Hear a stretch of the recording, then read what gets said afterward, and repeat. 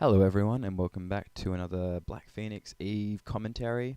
Now, I don't have a fight for us today, but what I thought I'd get together and do is, with one of my court mates, Katali here, I'm actually going to show you the slingshot or handbrake maneuver. Quite often I have to try and execute this during a fight, especially if I've been caught by a light ship, much lighter than I am, like a frigate, or even sometimes Tech 2 cruiser, like a Vagabond or Stabber Fleet issue, something like that. Now, what this maneuver does is it essentially allows you to either try and escape from the current situation of them pointing you at 15 to 20 kilometers and just orbiting you, and you can't hit them back because maybe you have blasters or small autocannons which can't hit very far, but they're just taking pot shots at you, and it will take them half an hour to kill you, but that doesn't matter because you can't get away.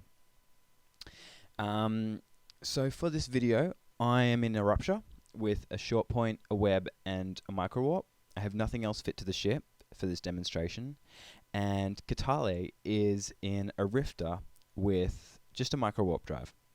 So my top speed is about 1,700, I believe. Overheat, I can push it a bit over 2k, maybe 2.3 kilometers a second. Whereas the Rifter is just orbiting. It's orbiting at about 16 kilometers, which is a reasonable orbit for some sort of frigate who's just trying to tackle you. They'll usually try and orbit between 15 and 20. 20 is a bit risky because it's very easy for you to pull range and then they lose their point. Any less than 15 and it's far too close and easy for you to, with an overheated web and scram, point them back, and then you've caught them. So I'm sort of trying to get right in the middle there of that range to show you what this would be like in a real world scenario. Now, the Rifter's orbiting at just shy of 3 kilometers a second, so 3,000 meters a second.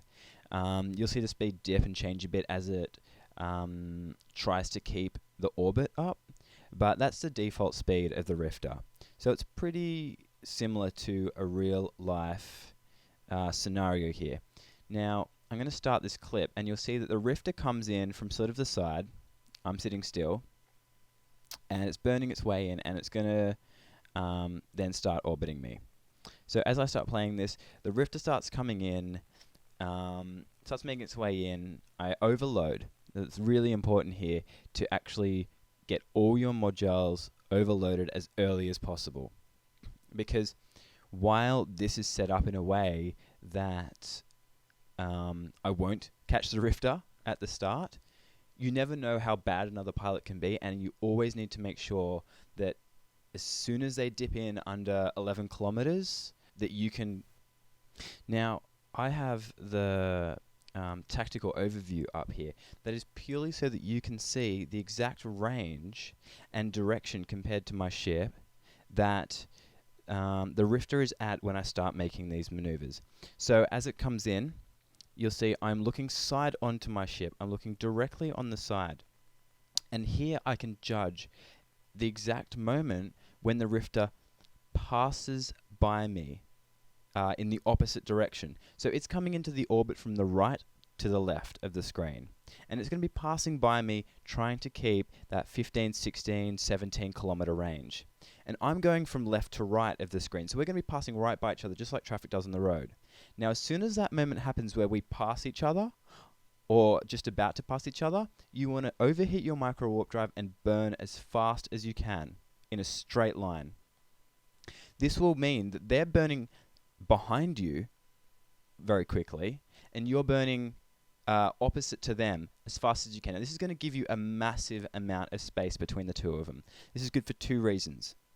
Firstly, it gives you a good chance to burn out of their heated point range, 28 kilometers usually, maybe about 30 if they have links, and actually just warp off. So that's the first good thing about this. If you make it outside that range, you can actually escape, try coming back, resetting the scenario at another time.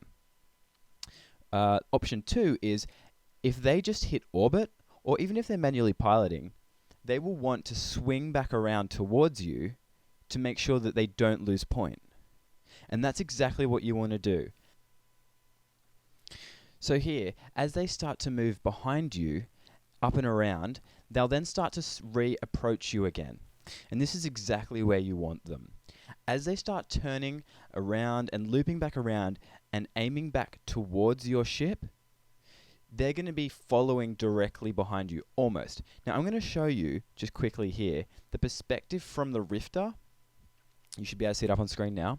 The Rifter coming in behind me, and you'll see it really starts to approach me. It doesn't exactly approach me because it is faster still, but it does get quite close to a direct approach.